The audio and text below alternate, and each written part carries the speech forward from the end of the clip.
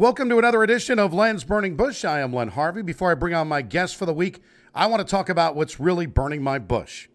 So explain something to me. We all know that marriage isn't for everyone. And I do realize that 50 to 60% of all marriages end in divorce. But when you have $130 billion, let me repeat, $130 billion. And after 27 years of marriage, that you actually hate each other that much that you can't stay together, at least on paper, in different houses for that matter. You could be in different states, different countries, see each other sometimes. I think it would be easier than splitting up all of the valuables. I mean, you would think Bill and Melinda Gates could make that work. What's interesting is they released a statement together, and this is what they said. After 27 years, they no longer believe that we can grow together as a couple in the next phases of our lives, and we ask for space and privacy for our family as we begin to navigate this new life. New life, $130 billion.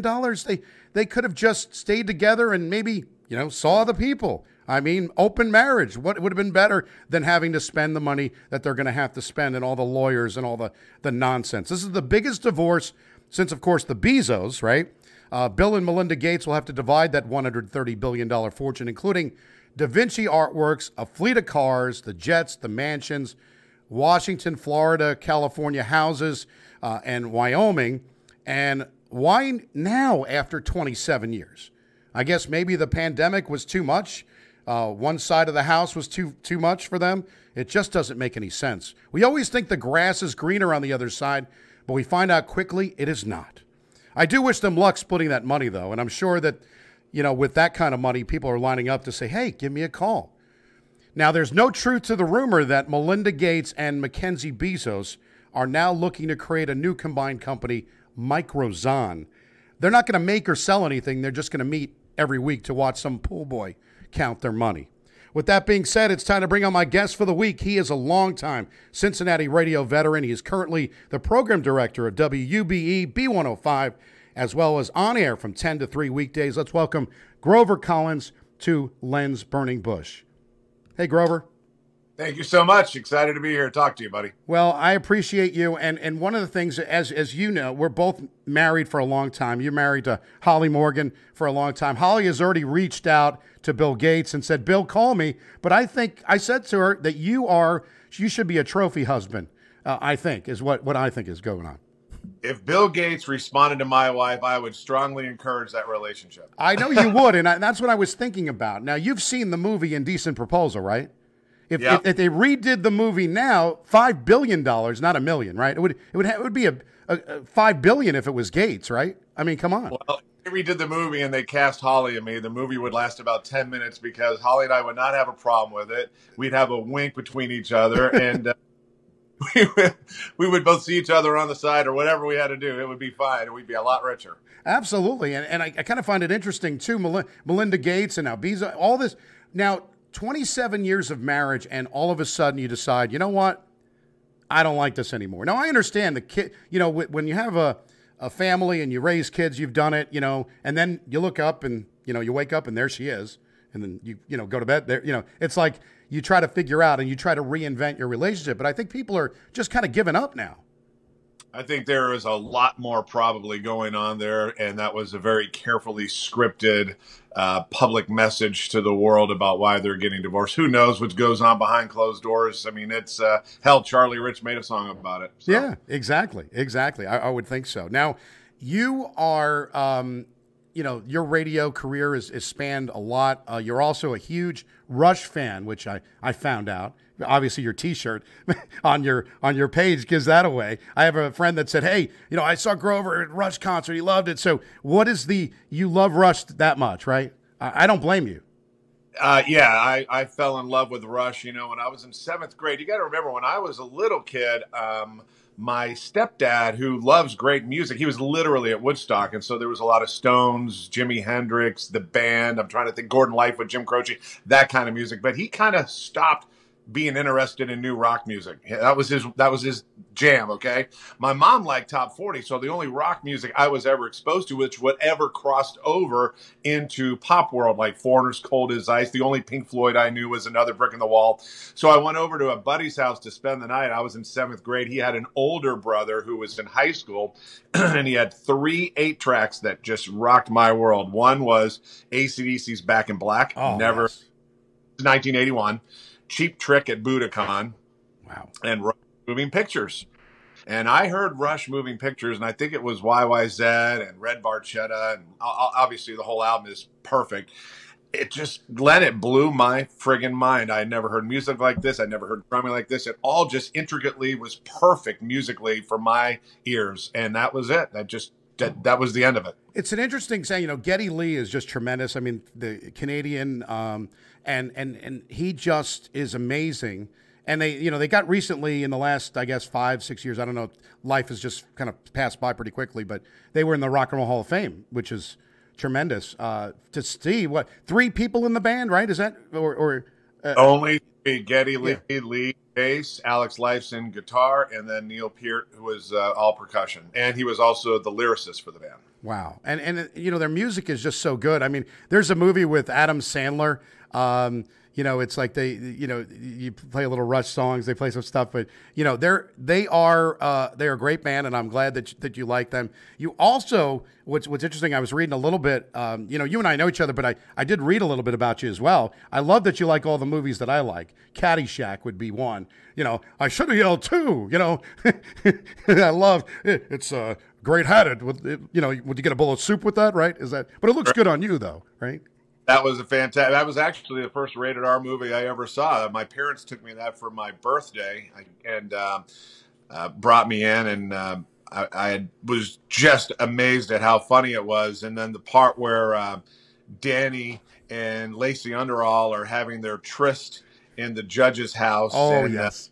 First time I ever saw breasts in a movie, and my mom reaches over and she's like, "This must be the rated R part." And I'm like, "Mom, stop, you're ruining it for me. Let me watch this."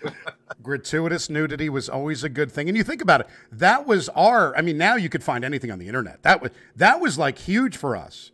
That kind of stuff. Like you have a little bit of, you know, and you know, Lacey over. I mean, that was just amazing. My favorite Chevy Chase was like, "I was born to love you. I was born to lick your face." I love the movie. Ted Knight was just brilliant in that movie, and Rodney Dangerfield. But Ted Knight is like, well, you know, we need ditch diggers too, right? We need, you know, that's right. Oh, fantastic movie. Now, you also like Goodfellas, too. Now, Goodfellas is one of my favorites also. Goodfellas would be my rated all-time #1 movie. I've probably seen it 100 times easily. I never get tired of watching it. It's just the best, always has been. Yeah, there's certain movies that I could actually watch over and over and over again. Goodfellas is definitely one if it's on.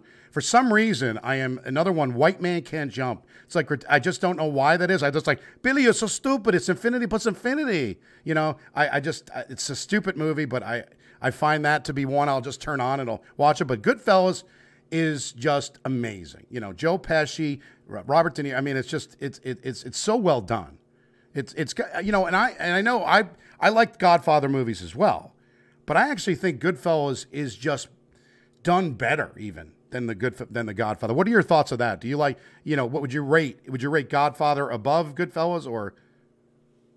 No, I would rate Goodfellas above Godfather, just because of the editing, the pacing, the excitement of the movie, and that whole part near the end of Goodfellas where it shows like that one day in the life of Henry Hill when he's picking up his brother from the hospital and he's doing the cocaine and he's trying to sell the guns to Jimmy and he's going to score more coke for this Pittsburgh music, and the editing is so cut you can feel the tension and the stress of the day, and that to me is just a marvelous. I like that scene as much as the "So You Think I'm Funny," which of course is the classic scene with Pesci. But I like the brilliance, the perfection of the editing of that part of the movie.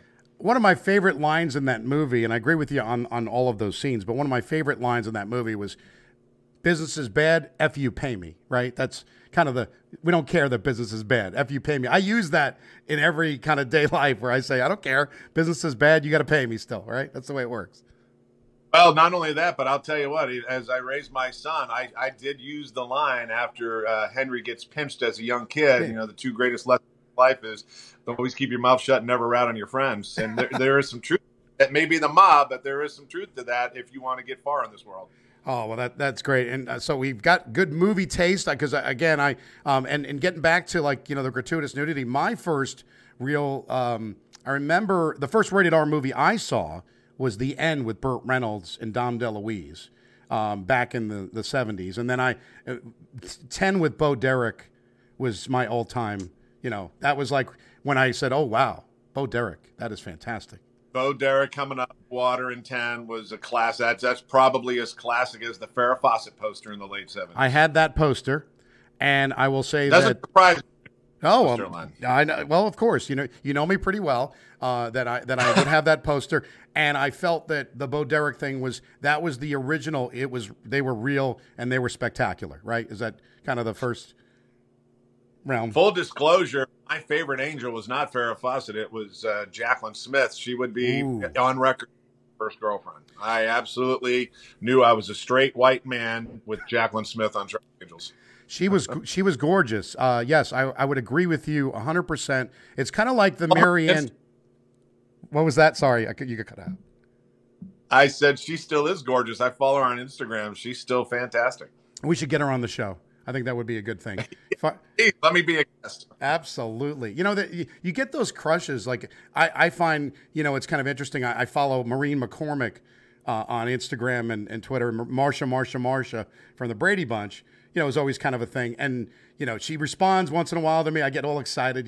Maureen McCormick, responded to me on Twitter or Instagram. I always find that funny. So we have those in common that we want to find the younger people that we looked. Linda Carter's another one. Wonder Woman. I mean, did you watch that growing up? We're completely dating ourselves, Len. We're completely dating ourselves now. I know. And I'm going to, being that you brought that up, I have a sad news today, and I'm sure you remember the great Tawny Kitaen. We have to say a moment of silence. She passed away at the age of 59 today. And unfortunately, the Whitesnake video, she was also in Bachelor Party with Tom Hanks, if you remember Tawny Kitaen. But she died Friday night at her home, and the cause of death is not been determined. So let's say. Well, I mean, last time I saw her, I believe she was on that reality show, Dr. Drew, trying to overcome her demons. So I hope, that's my first, lead to what possibly might have happened. That's unfortunate. Yeah, exactly. So Tawny Kitaen passes away. Now, here's kind of an interesting story as we kind of go all over the place here, but I found this to be funny that everybody's giving kids their iPads and their stuff at the youngest of ages, right? So I saw this story, which I thought you'd like. A 4-year-old cartoon fanatic from Brooklyn went a little overboard, buying nearly $3,000 worth of non-refundable SpongeBob SquarePants popsicles on Amazon. Did you see this story? I did. Damn Alexa, get strikes again. Oh, I know. It's terrible. So that apparently they set up a good GoFundMe page to help the poor kid. But he managed to purchase $2,618.85 worth of them, and they sent him the 51 cases, and they're non-refundable. So this is why we have so much technology, but I think we need to kind of step back a little bit, right? Don't you think? Well, I think the dad probably figured out the way to improve the security function on their Alexa immediately after that happened. Absolutely. Yeah, and it's funny because Amazon, of course, they're not going to refund the popsicles. They just said no, they're not going to do that. So Exactly. Did you like the show How I Met Your Mother? Did you like it? It's so funny. So funny you bring that up. I have never seen an episode of that show in my life. And Big Dave on the Big Dave Show at the radio station is so on me to watch it. He's like, dude, I know you will like this. This is your kind of humor. Geddy Lee even makes an appearance on one of the episodes. And I guess it's on Prime or Hulu, and he keeps nudging me to watch it. So one of these days I will watch it. So. Well, you might get a chance to watch they're doing something else. They're doing a sequel. It's going to be How I Met Your Father. And it's going to be on Hulu with Hilary Duff as attached to the star. So Sophie is telling her son the story of how she met his father. So it dates back to 2021, where Sophie and her close-knit group of friends are in the midst of figuring out who they are and what they want in life. So the other way was How I Met Your Mother. He tells the story, and it was kind of an interesting ending to that, which I won't spoil it for you because you got to go and watch it. But it was a good show. I mean, I enjoyed it. It did go a little overboard, and a lot of times these shows kind of jump the shark a little bit. But How I Met Your Mother, so now How I Met Your Father. We're reaching now for everything. We even brought back Punky Brewster, apparently. It's on like the Peacock. There's too many streaming services, Grover. Yeah, I did see her documentary, though, which was pretty good. Yes. That was interesting.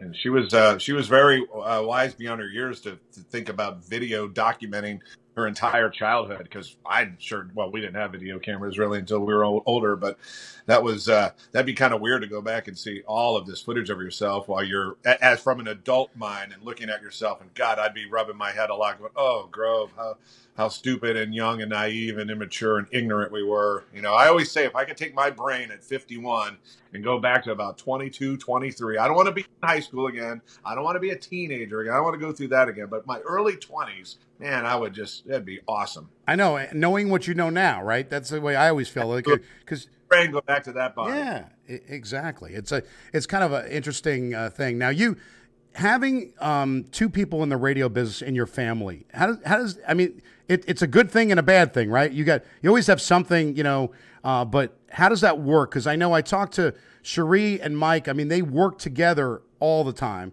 You guys at least are on different radio stations, but how does that work for you guys? Correct. So, yeah, we work together, but we do not work together. We're not on the same station. I'm sort of just her coworker, quite honestly, Len. I mean, we see each other in the hallway and through different studios, and we wave at each other. But, I was her program director, believe it or not, way back to when we were dating back in the 90s. And that was kind of funny. She was my midday girl. I was afternoons and her program director. And, it's kind of, I always joke, it's kind of hard to air check the girl you later that night you're going to try to get lucky with. So you gotta be very careful on how you thread that needle. Oh, exactly. And I think nowadays people would frown upon this kind of stuff, but it seemed to be it's okay. And of course it worked for you guys. I've seen it in the radio businesses, where people have gotten together and it's worked out for years and years and years. And one thing I love about the radio business, it seems like everybody's kind of a close-knit group. And I've been doing this show for almost over a year. And what's nice is I brought people on from the radio biz, everybody who's come on, I hadn't talked to them in 15 years, but it's like, you seem like you never lose touch. Everybody's in that same community.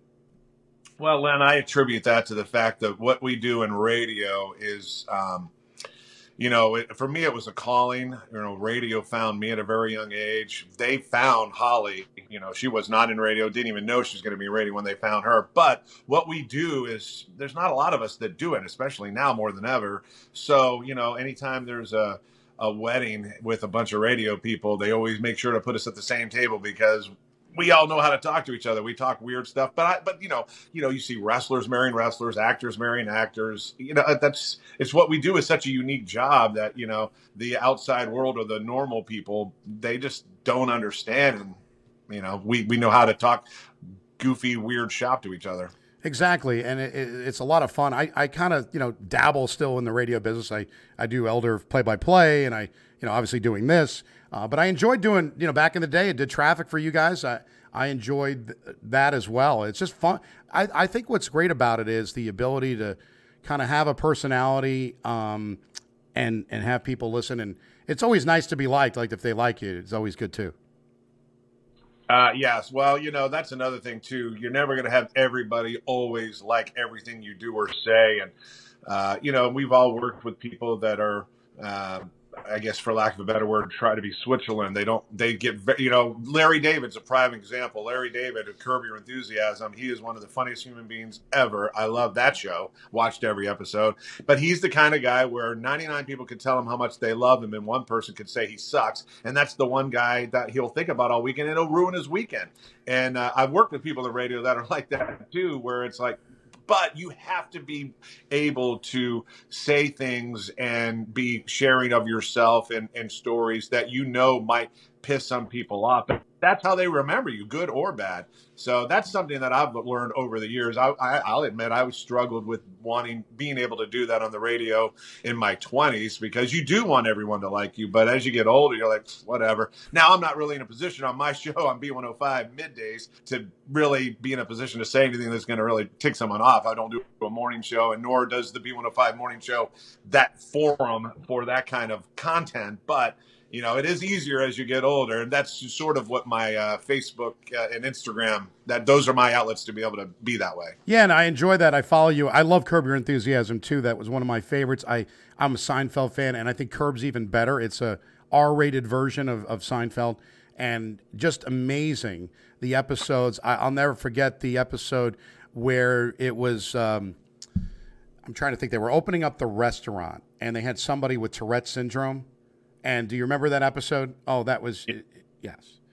Yeah, that was his coffee shop. He was competing shops. Well, the competing coffee shop, but before that, they had tried to open a restaurant. It was earlier on, maybe in season 7 or something like that.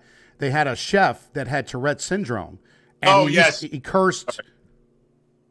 And Susie, just the mouth on her. It's amazing though. But she does a great job. The whole show is amazing, and I enjoy that. And you're right.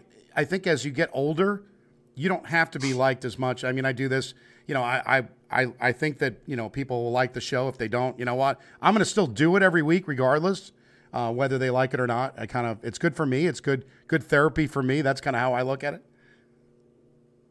Well, this is more of just a good conversation, two people catching up. This really isn't the type of podcast where I don't think you're going to upset anybody.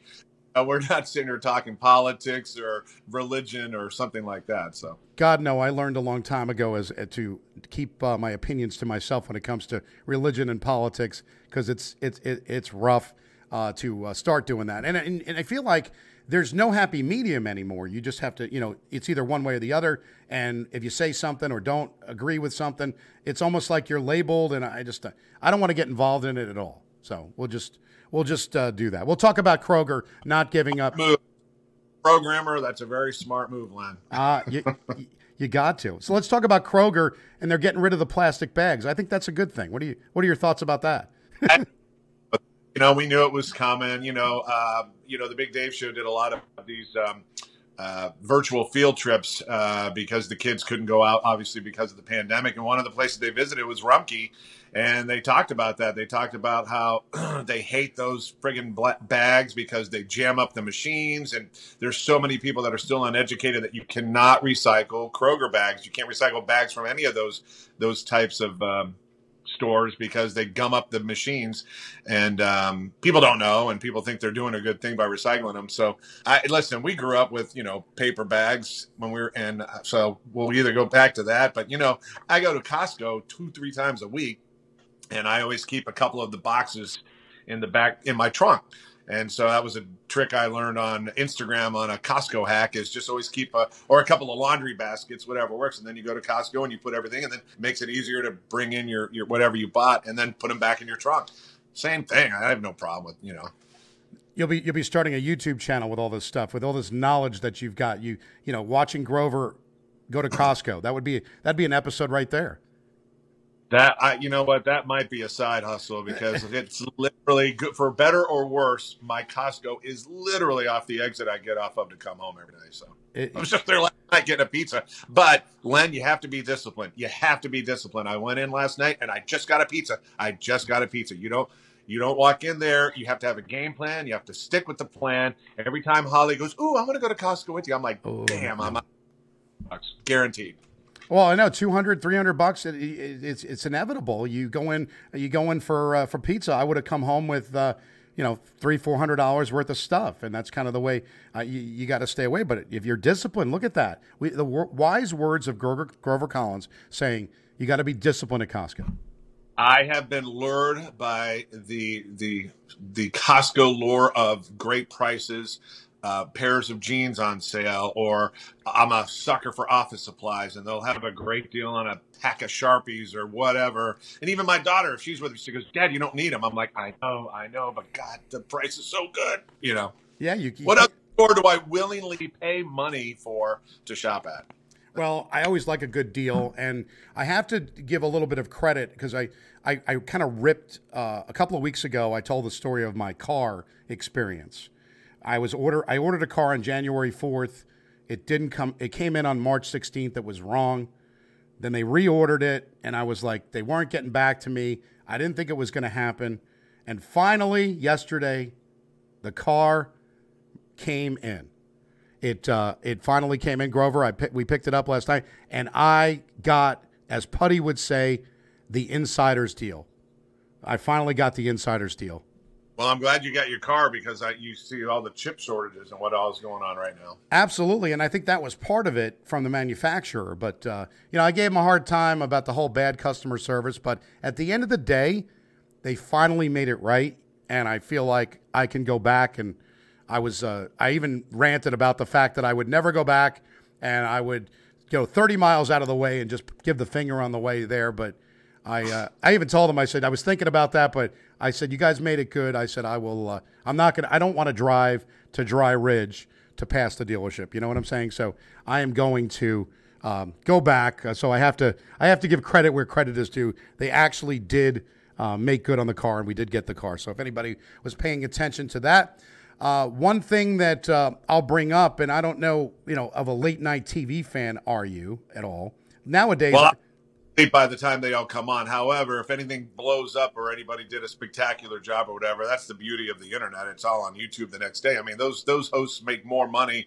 on their YouTube views than they ever do anyone watching them literally on TV at 12 midnight. Yeah, it's exactly the same thing. I mean, James Corden does the carpool karaoke and all that stuff. But apparently Conan O'Brien has announced that after 30 years in late night that his last show is going to air on TBS on June 24th.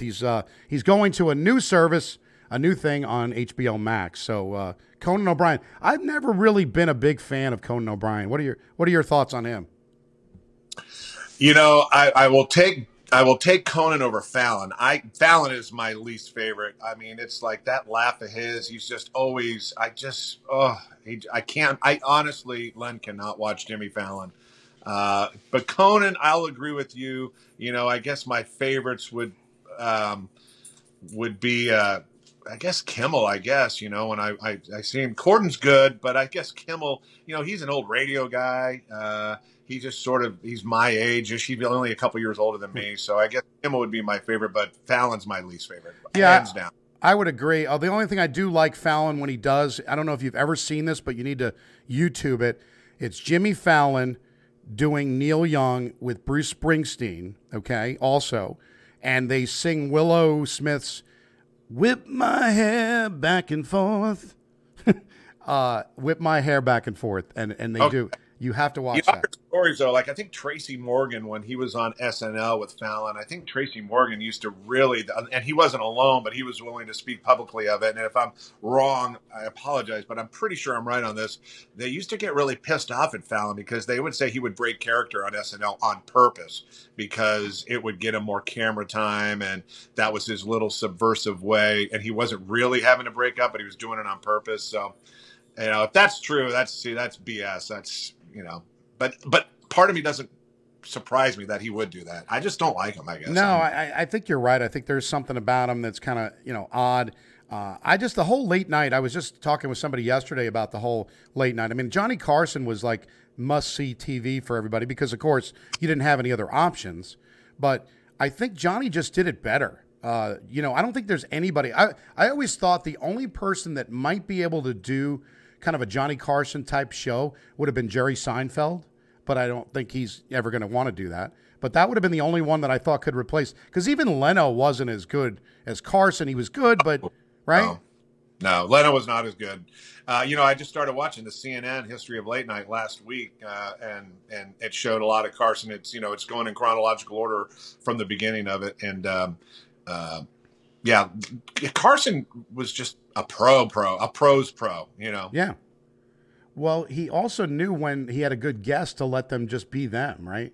I mean, that was part of it. He would bring on guests. I mean, Dangerfield would crack him up all the time, and he'd have other people on, and it was really top notch, and it's kind of like I said, it was must see TV. Where now, they get the other late night on CBS. I mean, it all becomes they bring on political people now. I liked when Johnny would not even talk about. He would make fun of everybody equally. I think that's the way you got to do. Well, that's part of what they talked about is you never knew Johnny Carson's political affiliation. No idea if he was Republican, Democrat, Independent, and that's the way it should be. And I agree with that. I do agree with that, and that's one thing that Colbert, obviously we know, I mean, listen, there's a history of late night hosts making fun of the president, which you should do. That's part of the fun. But you still didn't know what their affiliation was. With Colbert, you clearly know he is very liberal, and same with Kimmel. Yeah. And I don't know if that's a good thing. I don't think Carson would absolutely approve of that at all. No, he didn't. He said that nobody cares about, like, I think he was asked one time whether or not why he didn't do that. And it's like, well, because that's not my job to do that. My job is just to be funny. Your audience immediately. Yeah. I don't know why you'd want to do, like we talked about it. You don't want to alienate 50% of your audience immediately. It just doesn't make any sense. But these rumors that The Rock and Matthew McConaughey might be possibly thinking about dipping their toe into the political world, and I guess Howard Stern warned them last week. I don't know if you saw that. He said on his show, it's like, listen, if you really do that, then you really are going to have to expose your opinions of what you really think about real issues. Right now, you don't have to, or you can dance around it. But if you really jump into the fire, those days are over, and be careful. And he told him not to. He was, and I kind of agree with him. Why would you want to expose yourself to that? You have to have a hell of an ego, and I think even a bigger ego than wanting to be a movie star to be a politician. I mean, that's off the charts ego, in my opinion. And I don't care what affiliation you are. That's just ego. Agreed. And I think why would they want to take a job where they actually take a pay cut also? Because that's kind of interesting, right? Right. Yeah. Well, it's funny because if you ever watch Back to the Future, there's a scene when they go back and, Christopher Lloyd is asked when they said, who's the president? And he said, Ronald Reagan. He goes, the actor? Right. He goes, I suppose Jane Wyman is the first lady, right? So it's just kind of funny how we have really gone, where we had Ronald Reagan, and now we're sitting there with The Rock and Matthew McConaughey. All right. And Cousin Eddie, I talked about this last week. Cousin Eddie apparently wants to run for governor of California. So I saw that. He's a nut. I mean, we've all seen his antics in the last few years. So don't even. That's. Well, do me a favor and plug your show, because I want people to know how great you are listening to B105 in Cincinnati on the dial. But you can also consume it. How, Grover? Well, I'll plug the whole radio station, 105.1. Obviously, it's 2021, so you can download the free app for Android or Apple and listen to us that way. Stream us at b105.com. Big Dave shows 6 to 10. I'm on 10 to 3. Jesse Tax 3 to 7. B-Dub's on 7 to midnight. And my boy Ryan, who pulls the late night hours, is on overnights. And the radio station, we're on our 52nd year. Signed on April 1st, 1969. And I've said this before when I've been asked about, programming B105. I say, listen, at this point in time, I just am fortunate enough to be the captain of this huge aircraft carrier that's been in the water since 1969. If I take care of it, it'll take care of you. Keep the needles out of the red. Don't crash it into the reef. Realize that, it's not going to turn on a dime. It's going to turn an aircraft carrier in the Pacific. It's going to take a while, but just take care of it. And it seems to be working out pretty good. We've got a great team. Our listeners are awesome. And we're very, very fortunate to be owned by the Hubbard family. Ginny Morris has been a spectacular owner from the top down, giving us the tools and resources we need to do the job and God love her, they actually trust us. They trust me with her station, and they trust Patty Marshall with Q102 that we're going to make the right decisions, and we're going to do what's best for not only her and the family, but our listeners in the community.